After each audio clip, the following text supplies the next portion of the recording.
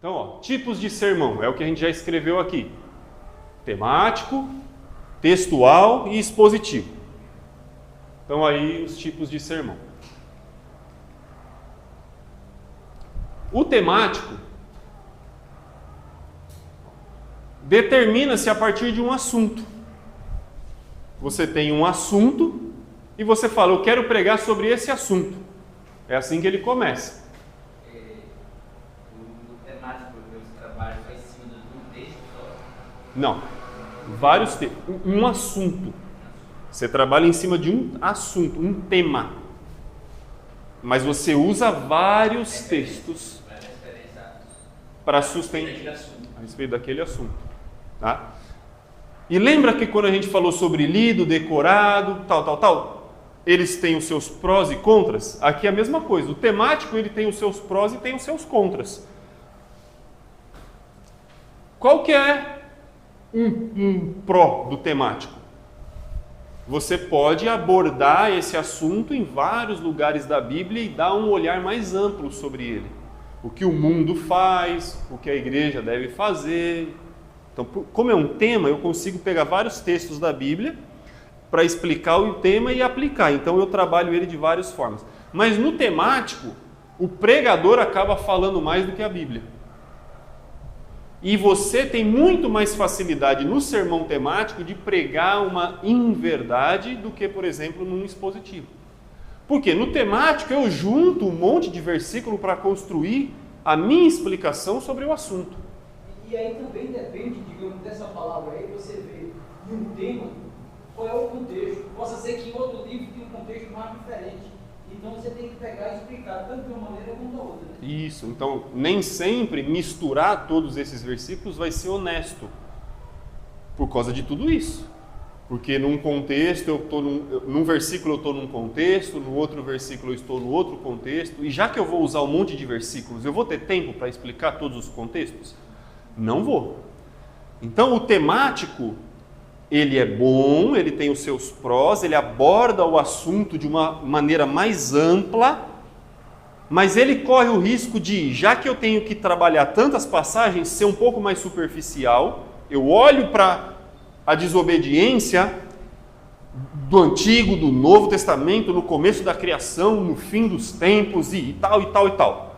Mas como eu estou olhando muito texto, eu tenho que só dar uma passada rápida por cada um deles. Então eu acabo sendo superficial e às vezes correndo o risco de pôr a minha ideia. O que eu acho sobre o assunto, eu ponho no sermão. Por quê? Porque eu pego um texto aqui, outro texto lá, para formar aquilo que eu já acho. E eu uso a Bíblia só para defender a minha ideia sobre o assunto. O temático, vou te falar a verdade. Todo mundo começa por ele, eu comecei por ele também, os meus primeiros sermões foram temáticos. Mas para alguém que está começando, ele é o pior de todos. Justamente por ele ser o mais fácil do pregador não pregar o que a Bíblia diz, mas pregar o que ele acha que a Bíblia diz.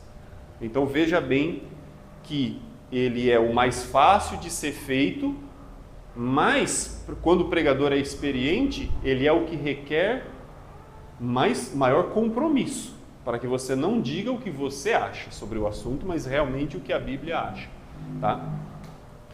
Então, eu vou buscar por um monte de textos, ilustrações e pensamentos para apoiar quem? O tema. O tema. Cuidado para ficar dentro do tema escolhido. Então, se você escolheu desobediência, vai falar sobre desobediência, fique dentro da desobediência. Falar de desobediência acaba sendo uma mensagem que posso usar um termo de exortação, né? Acaba exortando alguém. E a mim mesmo, como Paulo fala, dos pecadores eu sou o pior. Né? E se você falar coisa que da sua cabeça, acaba as coisas ficando complicadas mesmo. É. E sobre qualquer assunto, né? Sobre qualquer assunto. Um exemplo claro, a gente fala disso na escola da Bíblia. Quando você fala sobre salvação, eu quero fazer uma pregação sobre salvação. Tá? Vou escrever aqui, escrever de vermelho para vocês verem que está diferente e eu vou apagar depois. Vou pregar sobre salvação. E aí, eu quero escolher os textos que eu quero falar sobre salvação. E, por exemplo, a gente vai dizer que o caminho, né, o trajeto da salvação, que a gente fala na escola da Bíblia, aqueles 5 passos, né? Crer, arrepender, confessar, batizar e perseverar. Se eu for trabalhar esse tema, de uma maneira bem honesta, eu vou em cada um desses textos e explico a salvação. Vai ser legal. Se eu quiser explicar a salvação de uma maneira expositiva, eu vou ter que escolher um texto, porque o expositivo não passeia na Bíblia. O expositivo, ele expõe um texto principal. Aí o que eu corro o risco de fazer? Escolher um texto que fala sobre salvação, mas ele fala tudo. Não, ele fala o que aquele texto se propõe a falar. Ele tem um foco. Aí você pode escolher lá o texto, Atos, capítulo 16, Paulo foi preso e pregou para o carcereiro. E ele fala para o carcereiro, crê no Senhor Jesus e será salvo tu e a tua casa. Se eu for pregar sobre salvação de uma maneira expositiva, usando o Atos 16, ali o final do capítulo 16, acho que é a partir do 30, alguma coisa assim, eu vou acabar falando muito bem sobre este texto, mas não sobre esse tema. Porque se eu for pregar sobre salvação em Atos 16, eu vou dizer que você só precisa crer, porque é o que o texto diz, e que quando você crê, a sua casa toda vai ser salva. E que não é verdade. Então eu não estou trabalhando, quando eu escolho um texto, o ideal é que eu não trabalhe o tema, mas trabalhe o texto. E aí o que Paulo quer ensinar nesse texto? Eu ia falar sobre salvação se fosse aqui. Mas como eu quero trabalhar em Atos 16, eu quero saber o que esse texto me ensina. E às vezes esse texto, a lição principal dele nem é a salvação. Tem salvação lá? Tem, mas às vezes ali tem outras lições que não só a salvação não é a principal. Eu não sei se está ficando claro para vocês, por isso que eu quero mostrar esses exemplos aqui na tela, que vai ficar mais fácil de entender. Quer ver só? Exemplos de sermão temático, ó. Ó um aqui, ó. O choro de Jesus. Eu quero falar sobre Jesus chorar. Então qual que é o tema? O choro. E você pode falar sobre choro, aí poderia ser o choro, um monte de gente chora na Bíblia, né? Marta chora, Maria chora, Jesus chora, quem mais chora? Pedro chora quando ele nega Jesus. Aí você pode falar de choro de um monte de gente. Mas aqui foi mais específico, o choro de Jesus. Aí, quando que Jesus chora, que está anotado nos evangelhos? Ele chora por causa de um homem, Lázaro, quando morre. Está aqui, ó, João 11. Então ele chora. Ele chora por causa de uma cidade, Jerusalém. E ele chora por causa do mundo. Então olha só como que esse sermão ficou estruturado. É um tema, e aí foi usado passagens diferentes em evangelhos diferentes. E olha como que foi feita a estrutura dos pontos. Olha o ponto 1, o ponto 2 e o ponto 3. Daqui a pouco eu vou mostrar para vocês os tópicos, né? Se a gente for fazer os tópicos. Mas imagina, olha como ficou legal a ideia desse aqui, ó. O choro de Jesus é o tema.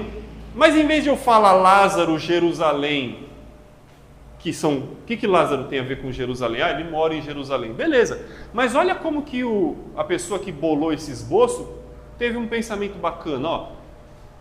Um homem, uma cidade e o mundo. Um homem, uma cidade, o mundo. Está vendo a beleza? Está vendo a beleza da ideia? O sermão temático, com um assunto do choro de Jesus e construído de forma bela, de forma lógica. Você põe os pontos, você pensa nos pontos de uma maneira que seja apresentável. E aí, ó, eu nem sei quem pregou esse sermão, nem quem pôs essa ideia, mas o que você nota aqui, ó? Que Jesus chora por gente individual, ele chora por cidade e chora pelo mundo. Você está expandindo, crescendo a ideia conforme você progride no sermão. Depois aqui vai ter uma aplicação final, ou você pode vir fazendo aplicações em cada um dos pontos. Mas viu, tem um tema. Eu não escolhi um texto. Eu escolhi um tema e construí com base em vários textos dentro daquele tema. Outro exemplo, ó. As 4 ressurreições. Aí você vai nos evangelhos, tem 4 ressurreições lá. Jesus ressuscitou o próprio Lázaro, né? Ressuscitou o filho daquela viúva na cidade de Naim, ressuscitou a filha de Jairo. E quem mais? Aqui o último.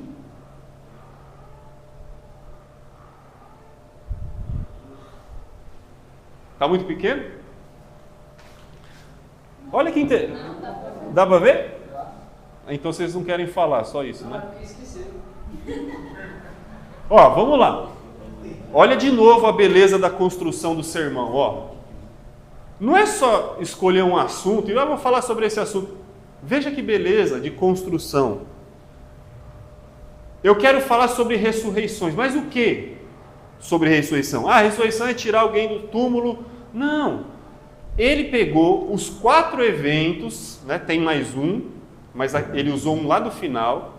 Mas ele pegou 4 eventos de ressurreição que são descritos no Novo Testamento e colocou isso por uma ordem de tempo. Teve uma ressurreição que Jesus fez logo após a morte. Aqui provavelmente é da filha de Jairo. Essa que é da filha de Jairo? É. Teve uma que ele fez no dia seguinte, que foi o filho da viúva, saindo da cidade de Naim. Então Jesus consegue ressuscitar alguém que acabou de morrer? E alguém que morreu já depois de 24 horas? E alguém que morreu depois de 4 dias? Então é lógico que ele também consegue ressuscitar alguém que já morreu há muito tempo. E aí é aqui que a gente se encaixa. Nós falou disso aí tem pouco tempo que você citou isso. O quê? Essa parte aí, que ele ressuscitou uma pessoa que estava só os ossos. Eu até falou assim, como pode um negócio desse? Quando que eu falei isso que eu nem lembro? Deve ter uns 3 semanas. É. Você tocou esse assunto aí. Ah, na EBD? Acho que foi da EBD. Ah, tá. Pode ter sido quando a gente falou de reencarnação, alguma coisa assim. Então olha que beleza de construção. E a ideia é você fazer assim, quando você prepara um sermão, não pense como o pregador, pense como o ouvinte. Pense como se você estivesse sentado, porque quem fala sabe o que quer falar. Eu sei o que eu quero falar, mas será que vocês estão me entendendo? Então eu preciso pensar na minha didática, da exposição. O que eu vou falar primeiro? O que eu vou falar depois? O que eu vou falar no final? Como se eu estivesse sentado aí. Se eu estivesse me ouvindo, eu ia entender o que eu estava explicando? Sabe, tipo mais ou menos. Se eu fosse a plateia do meu sermão, eu ia entender o que eu explico? É bom a gente pensar nisso. E aqui, ó, a pessoa vai pondo uma ordem para chegar onde ela quer. Não tem muitos jeitos de você dizer que Jesus vai ter poder para nos ressuscitar no final dos tempos? Tem muito jeito de você chegar nessa conclusão. Mas aqui foi escolhido uma sequência, uma lógica que vai provando por A mais B que esse tema é verdadeiro. E aí então usa-se uma série de textos diferentes. Veja bem, quando eu falei na semana passada, no sábado, que você não precisa cansar o seu público citando vários textos. Aqui, ó, a pessoa vai trabalhar com 4 textos. Então ele começa o sermão aqui em Marcos 5, do 21 ao 23, e depois tem uma conclusão do 35 ao 43. Aí ele vai falar, gente, vamos ver um outro exemplo? Abre lá em Lucas capítulo 17. Então você já trabalhou em cima do tema. Você já gastou uns 10 minutos aqui, uns 8 minutos aqui. Aí você vai para outro texto.